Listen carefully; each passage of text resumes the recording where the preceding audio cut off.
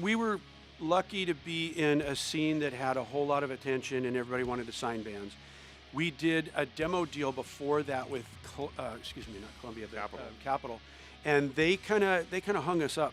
They flew us down to L.A.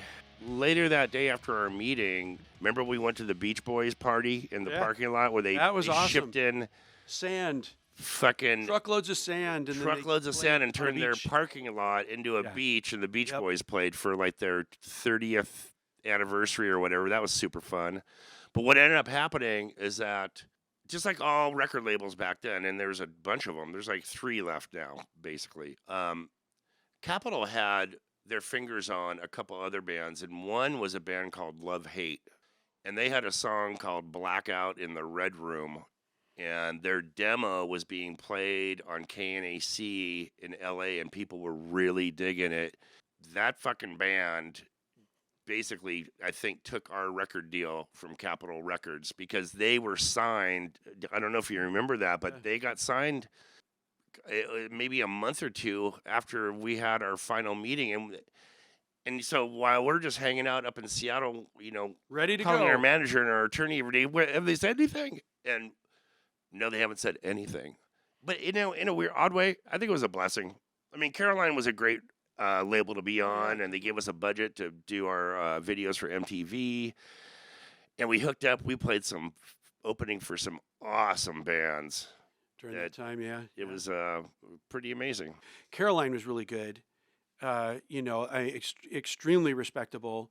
Some of the acts that have been on there, I think they had Bad Brains for a while. Yep. Too, Well, then they moved into more of a kind of a rock genre, and then they signed the Pumpkins, and they released Gish, and that record came out, and that was pretty, I don't want to say mainstream, but it was very rock, real guitar-oriented. I mean, that was a great record.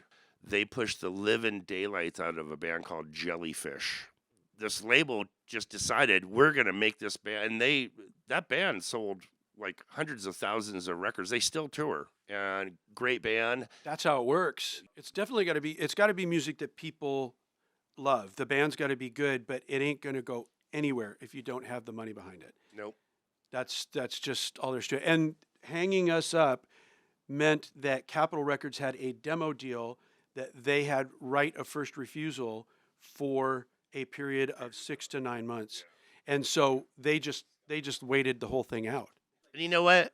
They barely even gave us any money. I mean, we recorded that demo at the Music Source. Mm-hmm. Remember? With Larry Brewer. I wonder what Larry's doing.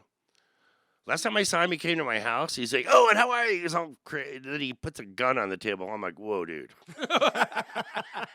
My wife's going to be home from work in about 15 minutes. You really probably should put the gun away. And I'll tell you what. I'll call you in an hour. We'll have dinner. I never heard from him again. Oh, my God.